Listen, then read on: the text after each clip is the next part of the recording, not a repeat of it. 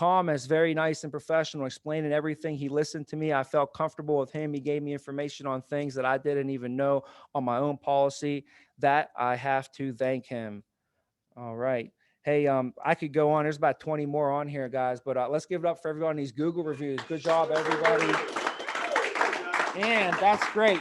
And if you didn't get any last week, well, it's another week. So let's go out there and encourage your people. I have to move. You guys know I'm moving right now, so all my stuff's in storage.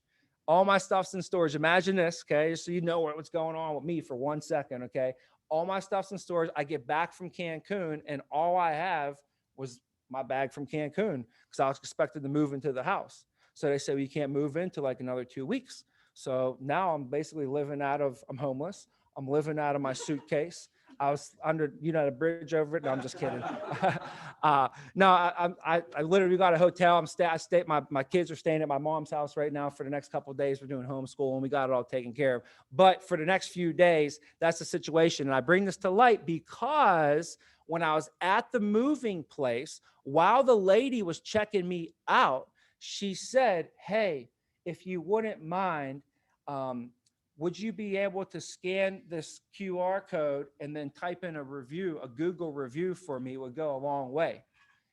And what she did is while she was ringing me out, you're usually just standing there anyways, doing nothing. Like the time we were at the airport doing nothing, Mason, and I told you to fill that out, but you didn't, right? For no reason, just didn't want to do it. So we were just standing there doing nothing, okay? And I'll never let you forget that.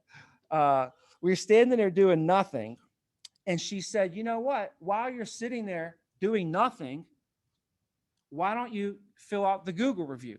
And I took the phone and I put it over the QR code and boom, it just popped right up there. And I just typed in the name and, typed in, say she was very helpful and gave her a quick Google review. And it helped me pass the time because I was bored anyways. So do you think our clients have to sit there and wait while we're filling out applications, sometimes for a minute here, maybe a minute there, right? While you guys are waiting, the computer takes a little bit. I have to upload it. It could take like one. While you guys are waiting for this, here, why don't you hop on and give me a quick Google review? So I pretty much think every home that I go into, I typically fill out an application, because I usually assume the sale. So I usually just start filling out the application.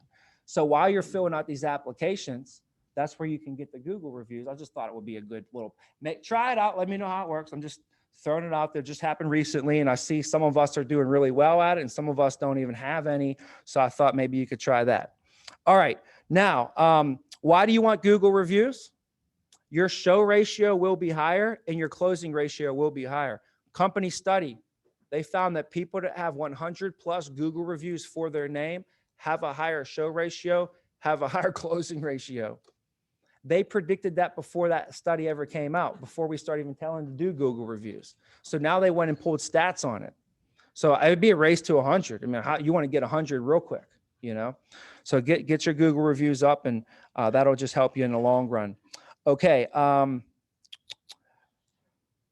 I asked if we had May birthdays, and I found we had no May birthdays from anybody that's here released. So we could slide over that one. Just if you have a birthday, let your manager know. I'd like to, give you a little shout out there. Okay.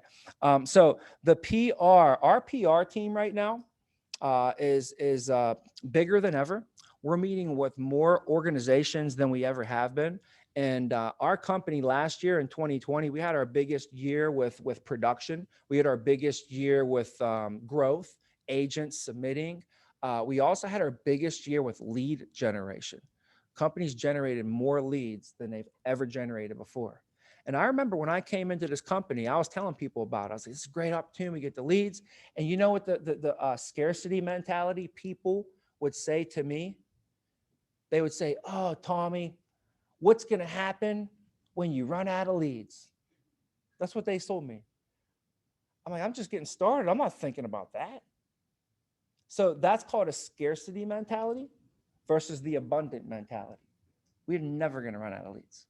And whoever said that to me, look who's laughing now. We just generated more leads last year than we ever generated before, right? Eric Barry was May 30th, he turns 21. Eric Barrios turns 21 on May 30th. Uh-oh. 20, we got a 21-year-old. How did April do on her 21st, huh? She made it. She's still here. She just turned 21. So here's one. Give Eric Barrios some advice on what you did to make through. Okay. Good thing we got a couple 21-year-olds that all turned 21. So you could coach all the other 21-year-olds on what to do when you hit 21, how to survive, you know? Okay. But with that, you know, with all that being said, we have right now, the company has, the company itself, the OPEIU, has over 10,000 members in our union. Everyone here is part of the OPEIU. We are part of the fastest growing union in the United States of America. The OPEIU, Local 277. Thank you. So right now there's over 14 million union members in the United States. You guys know that we have a AD&D certificate, right? Right now, we have 9.3 million members covered with the AD&D certificate. Let me see here. I had some statistics. We paid out, you know, the AD&D certificate that we give out to everybody for free, right? The company paid out $4.35 million in no-cost AD&D. 4.3 million got paid out in those free. You give out free life insurance, paid out $4 million in free life insurance last year. We donated $575,000 last year. Our PR team did. Donated over $500,000. So I thought that was pretty special. And I'll hit on like two more notes and then we could kind of move on to the last part of the meeting and get wrapped up here, guys. So we have a promotion for today. So I want to go over, we got a special promotion on the books. I don't know, this person's, did you let them know? Yeah, kind of, maybe. Okay. All right. So, so as a side note, though, when they went over the PR with us, they also went over the numbers on retention of business. And it was about 30 years ago, the quality of business was 10% less than what it is today. So if you were with this company 30 years ago, you'd be getting renewals today, but the retention of business was 10% less. So by being here today versus 30 years ago, you're at a time when your renewals are going to be paid out a lot higher than the people with the company 30 years ago. So I thought that was just a pretty cool note as well. March was the biggest month the company's ever had. And right now the company is averaging 8,075 ALP per rep per month. Per month. I wish we were averaging 8,000 per week, but everybody that's averaging about, which is about 2,000 ALP a week. And that's pretty much across the board. So, all right. So next, we got a promotion, and hopefully everybody knows how to earn your promotions, how to get promoted. You know, when you go from an agent to a supervisor, that's probably one of the most pivotal promotions that you can get, because you're going from worrying about just yourself to now being in leadership and having to take on the responsibilities of others. So it's such a big change. And for someone to raise their hand and say that is an unselfish thing that they're doing. By stating that you want to be, and by saying you want to be a parent, it's pretty unselfish. Saying you want to have kids, you better be ready to be unselfish. By stepping into leadership, it's a very unselfish thing to do. And the motto is why do you want to step up? What's the whole reason why you want to step up? It's so others can step in. The motto is step up so others can step in, not step up so I can be on a higher stool and be higher than everybody. That's not why you want to step up. You want to step up because if I don't step up, then guess what? Others cannot step in. So you're stepping up so others can step in. So when you do that, and then you set a goal, because now you got to work a little bit harder to get promoted. You got to work harder. You got to hit your numbers, and that's all doing it so that you can help other people. So this person's been extremely unselfish with the opportunity. He's brought in numerous great personal recruits. And it shows the leadership that he has by being able to influence others to follow him into the business like they have. And he brought in personal recruits before he even made a nickel with the company. That's talk about belief. Some people say, hey, when I start making a bunch of money, then I'm going to bring in a bunch. This guy said, I already believe in what I'm doing. I believe in myself and the opportunity. I'm betting on me. And he already has a number of great personal recruits. And then on top of that, backed it up with the production and the results. And literally pretty much in about his first 3 months in the business, is already stepping up to a supervisor. And the key to this is when you can become a supervisor, guess what you know how to do now? You know how to become a supervisor. So guess what he's going to be able to teach other people how to do? Become supervisors. He's going to be able to duplicate himself, because you can only, duplicate really what you are. So you put that to rest, the agent position, and now it's time to step into a supervisor position. And if you could, if you could take a minute or something and address everybody for us today, man, say a few words if you'd like. But our new supervising agent can't be more proud and excited for you, your family, where we're going, man. Mr. Ryan Wilson. Mr. Ryan Wilson, bring him on up. Can you guys hear me? Go, brother. You guys can hear me okay? Man, I am more than blessed to have the chance to even be a part of this opportunity. Even just the way that I came in is like one of my friends brought me in and he ended up cussing out Austin via text message. and then I just ended up staying on and believing in myself and believing in, Tommy told me that we were going to retire. My wife's name's Yakira. He said, we're going to retire Yakira in a year.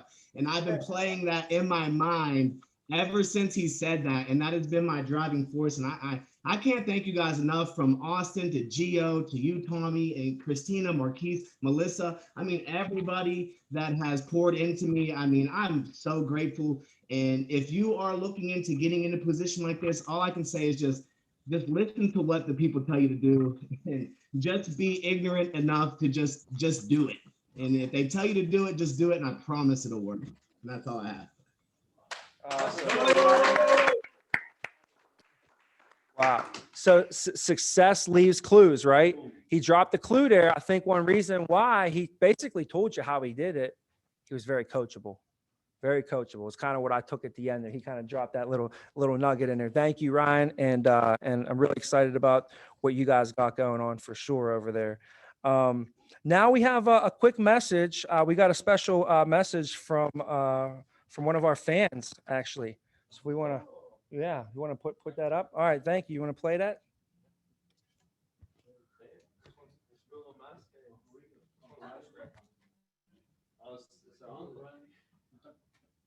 Your uncle, brother. My uncle had a beard. He does have a beard. Does he? Can I see it?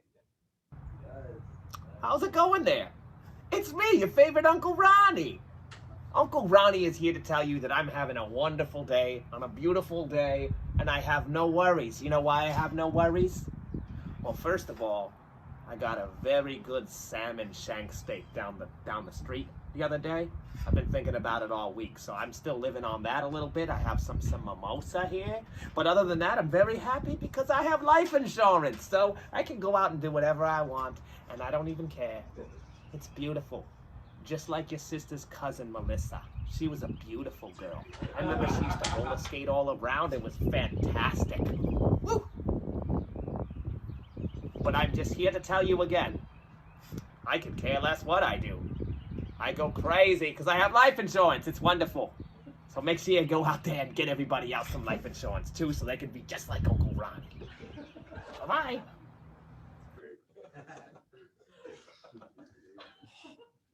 How are we doing there, Drew? We good? All right. We were telling Uncle Ronnie about the take me out to the ball game contest, and he said I got to give a message to the team there. So I gave him the mic there for a minute, guys. So go ahead and follow Uncle Ronnie. He's on Instagram, and if you guys follow Ryan Haynes Music, he has a new song, 1988. It's a vibe. It's sweet. It's awesome. Listen to it. Share it. Just play it. You'll like it. Might as well give him a quick shout out for doing that. So now let's just wrap up here with just a couple quick notes and we'll get out of here. I want to try and end maybe a couple minutes early today, guys. So the PR bonus, which means personal recruit bonus. They are actually giving you a bonus for bringing in personal recruits. Yeah. They're doing that, Josh.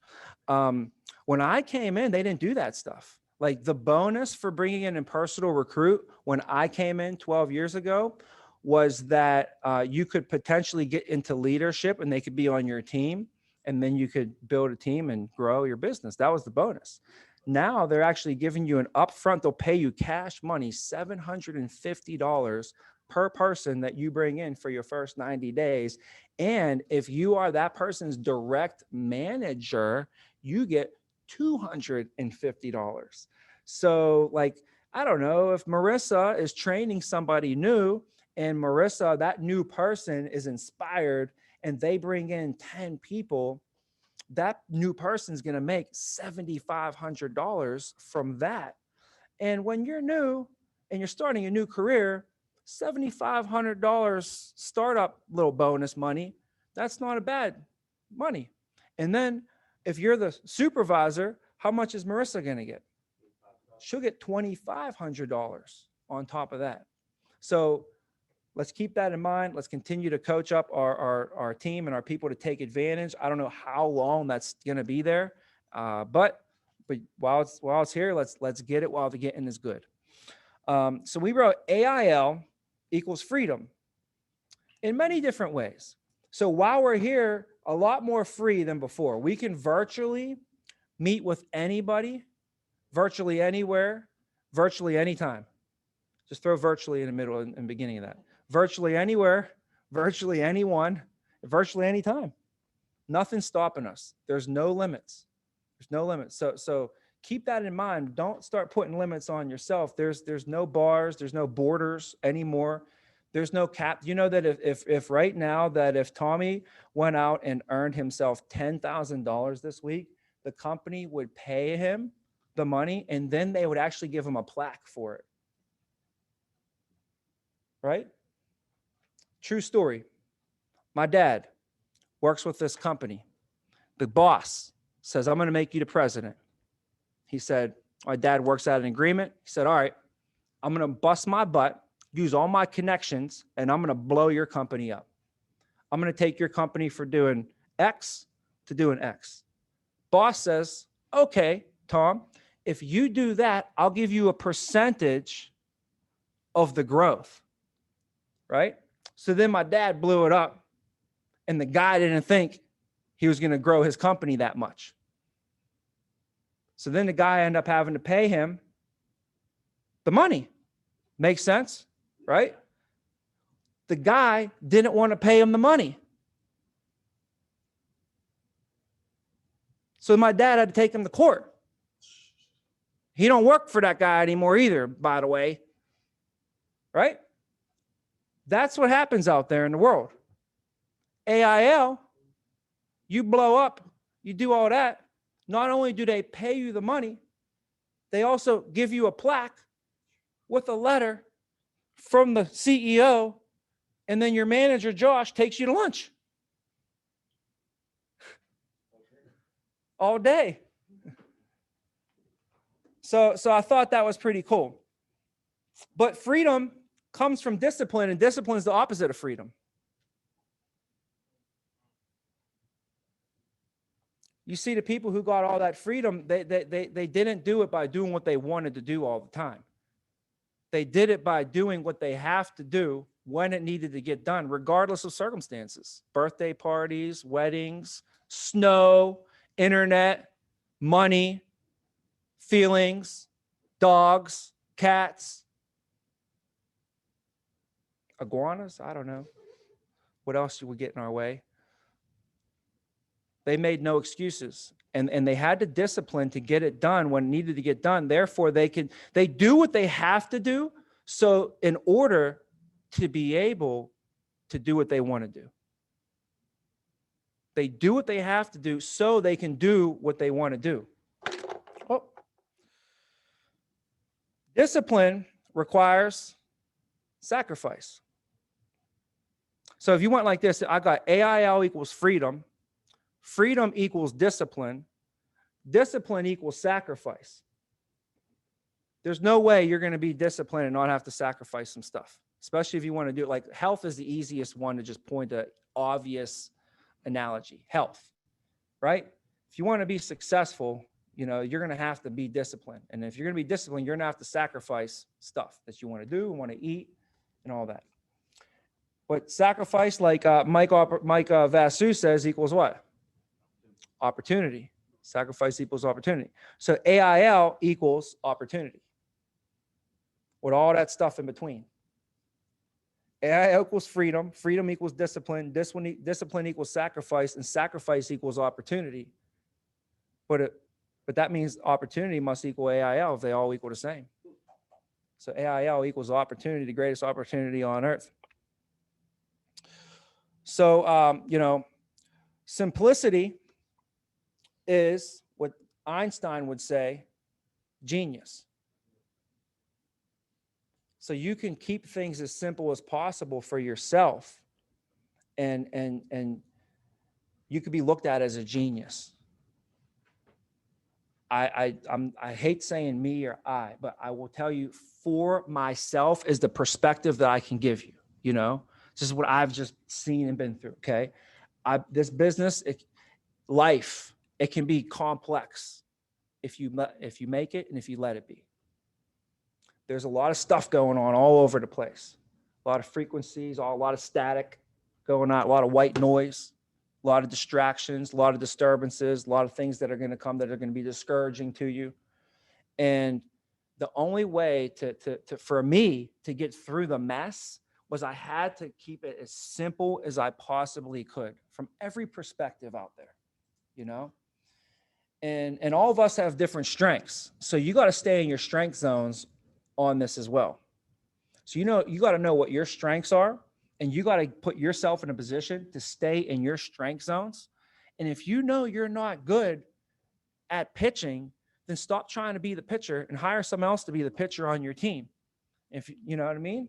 Like, you can't play all the positions. Get to the position that you're good at, play those positions really well, develop people in those other positions of your life. I'm no good at bills. I hate mail. I don't write hate mail to people, okay? I hate mail, okay? And I hate mail too. That's mean, But I hate mail and I hate mail. Anything to do with mail. I don't hate anything else besides that. I love the world. I love everything. The only thing I really hate might be mail. Okay? I don't like it.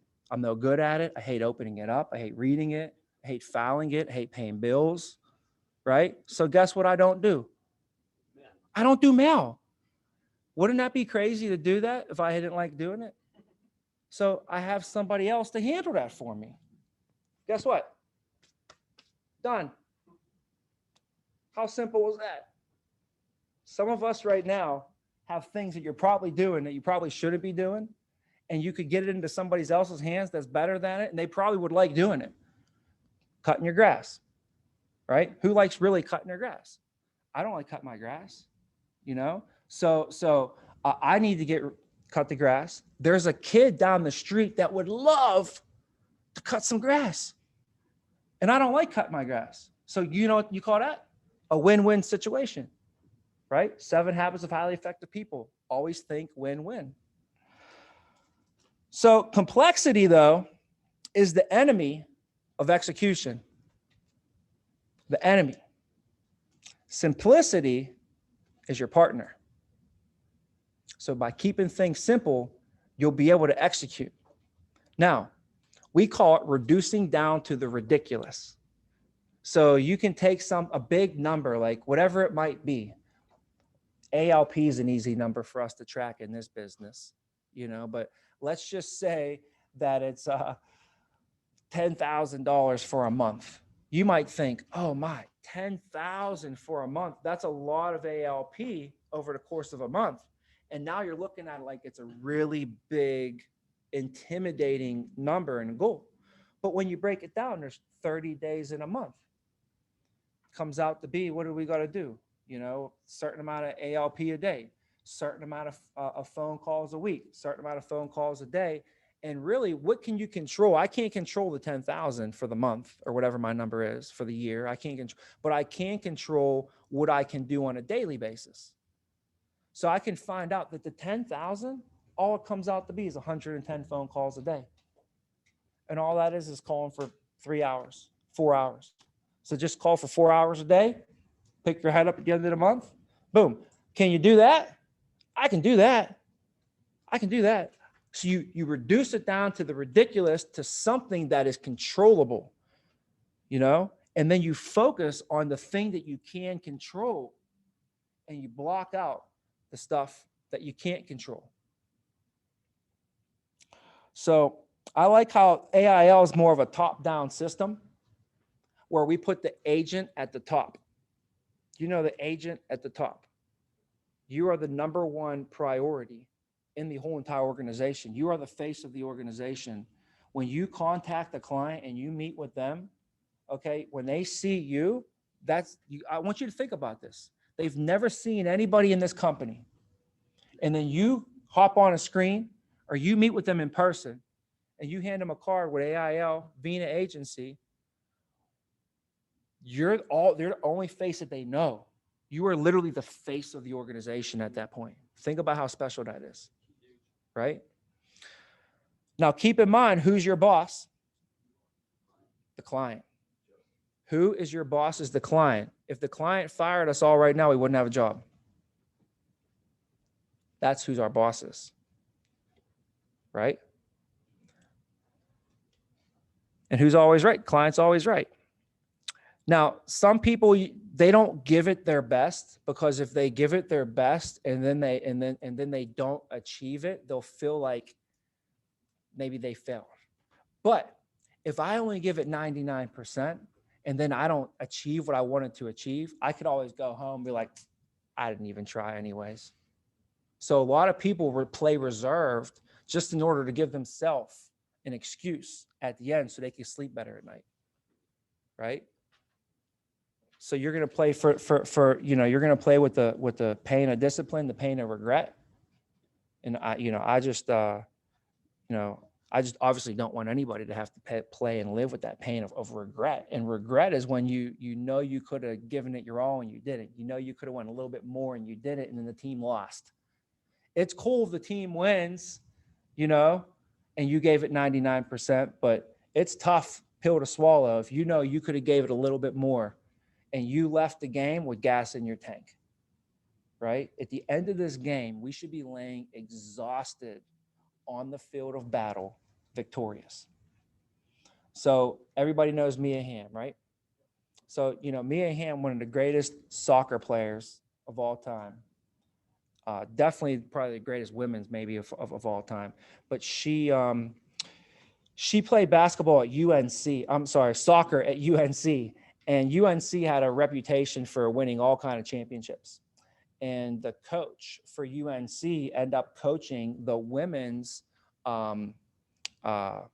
Olympics, the women's first Olympic soccer team, and took the women's first Olympic soccer team to the World Cup and won the World Cup, and brought Mia Hamm with them, and left behind the team in North Carolina, and they end up playing for the college championship without their head coach and two of their star players, because they were in the World Cup and they won the gold, and then their team stayed back home with their two of their best players and their assistant coach, and they won the championship at the same time. So I thought that was a cool story, is just show what kind of legacy and leadership. Like the team rose when the two best players and the leader were gone, and they still won a collegiate championship. It was like 23rd in a row that they won, by the way.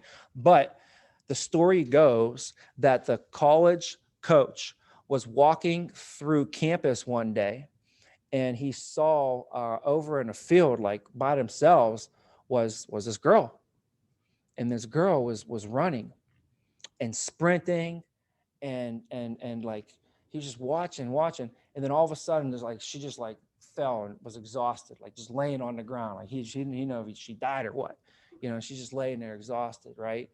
And then later on, it was Mia Hamm, guys. Later on, Mia Hamm went to her locker, and in the locker was a note from her coach, and she didn't even know the coach saw her doing this, so she opened up, and the note said, "The sign of a champion is when you're laying in the field exhausted and no one's there to see you." Right? That's character. That's integrity. And that's really, what it's going to take. And she had to give up to go up. That's part of the process. So I don't know what it is for you, but in order to go up, part of it is giving up, right? So keep all that in mind. Only count the wins, because that's all that counts anyways. Rick Altick says some people will sit there and hang on to the losses, and they'll replay the losses over and over in their head, and the losses don't even count. The losses don't mean anything. You don't get paid no ALP for the no's, right? The only thing that counts on your record are the yeses, right? So keep track of those wins. That's the only thing that counts, guys. And guys, that's everything that I have for today. So thanks for hopping on the call. If you're virtual, guys, we have 2 weeks left to go. Let's go smash the rest of this month and crush our goals. I'll see you guys and take me out to the ball game. Thanks again.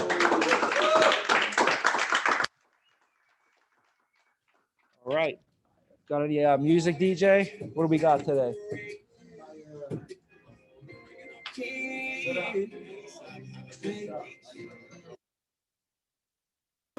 I be with my 30, with my gang.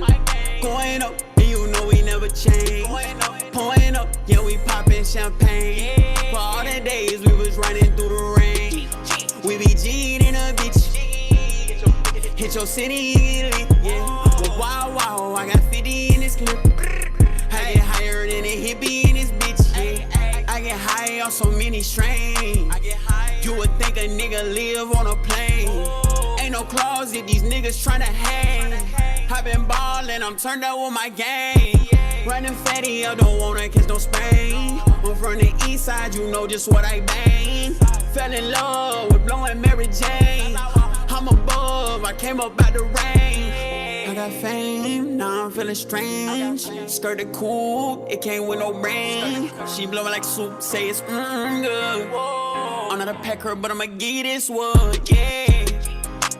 I be with my 30, with my gang. Going up, and you know we never change. Pouring up, yeah, we popping champagne. For all the days we was running through the rain. We be G'd in a bitch.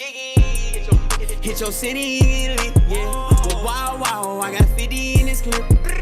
I get higher than a hippie in this bitch, yeah. We gon' make the money spread like COVID. I don't trust these niggas, they be on some hoe shit. Drake and Josh, boy, you know that my bro bitch. This money not clothes, nigga, I could never fold it. I'm on that grown shit and I'm making my mo bitch. Not talking lingerie, but I stay with a low bitch. And it's wide in my pocket, riding with the rocket. Where's blog? We gon' spin it like a disc jockey. Chop it up like I'm Mr. Miyagi. Running racks up, nigga, no Illuminati.